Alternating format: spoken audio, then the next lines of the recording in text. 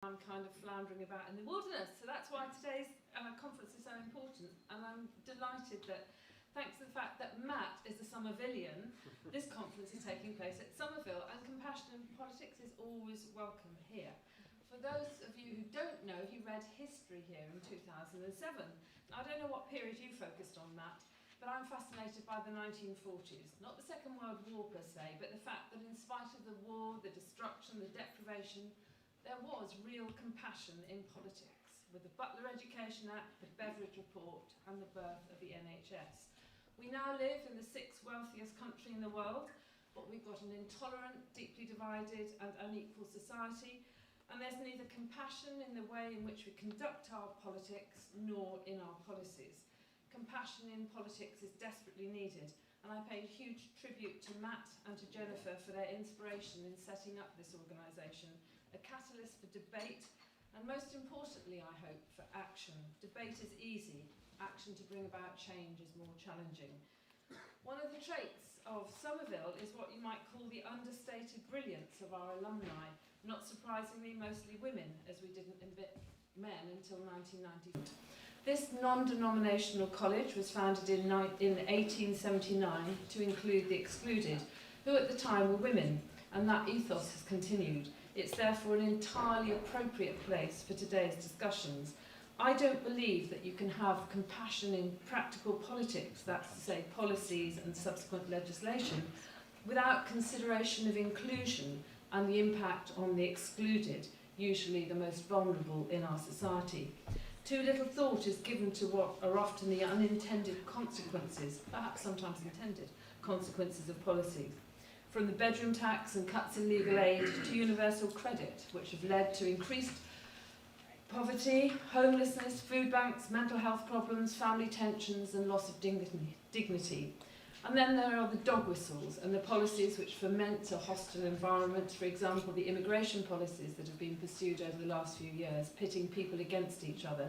Policies that stem from the populist politics that create a culture of hatred and fear, including fear of the other, that lead to or exacerbate societal tensions. It would be great to have a conference without the B word, Brexit, but it's been such a driver of intolerance and division that it's impossible to ignore it in the context of compassion in politics. The appalling intemperance of public debate that erupted during the referendum campaign took root. Social media is partly to blame. People, often anonymous individuals, give immediate, unthinking responses, saying horrendous things that they wouldn't say in person. But anger and abuse have become the norm. It's not just social media. Political debate has become toxic, and some politicians, including those at the very top, have ignored the fact that their words have consequences. I recently heard Rose Hudson Wilkins, who was the former chaplain to the Speaker and now the first black woman bishop in this country, speak of this in the context of Joe Cox's murder. Towards the end of the last Parliament, I was sitting in the gallery of the Commons, listening to the wind-up of one of the Brexit debates, and I have to say that I was ashamed, not a bit ashamed, but deeply ashamed of the violence of the words used and the seething anger, people bandying around words like betrayal. Somehow, politicians, like others in our society, have forgotten how to disagree agreeably. Of course, there must be disagreements. There are fundamental differences over the direction of our country, and there's rightly fury about what's happening in our world, from the climate crisis to the appalling situation in the Middle East, with global tensions arising from the actions of mad men, and they are men, and the use of dehumanising insults does not help. It inflames tensions and puts people off politics. I'm delighted that so many young people are activists. They're active in things like the climate crisis. But I very much hope that they will still engage in politics, both at the local and at the national level, because God knows we need them. Despite the result of their last election, which so many young people voted, they must not give up hope, because politics is a great way to change society. We are, I think, desperate for a kinder politics in which there's respect for difference and people understand that opinions are not facts, where there's still a place for experts and evidence rather than simplistic slogans. When it comes to dealing with some of the most difficult and divisive issues in our society, We could learn a lot from the way in which citizens' assemblies were used in Ireland before the referenda on abortion and marriage equality, both deeply divided issues.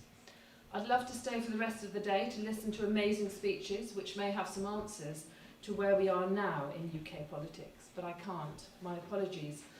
I don't know if there are any of my students here, but whilst my generation has failed young people in many ways, and some of the products of an Oxford education have brought politics into disrepute and diminished trust in politicians, it is our young people who will and must play a huge role in bringing about desperately needed change. Sitting in an Oxford college, I feel that I've got a special responsibility, because whether we like it or not, the decision-making parts of our society are still dominated by Oxford graduates, and their influence is enormous. My personal aim is to ensure that students who leave Somerville do so with the benefits of a great education, but also as good citizens who understand the need for compassion in our lives, including compassion in politics. Thank you.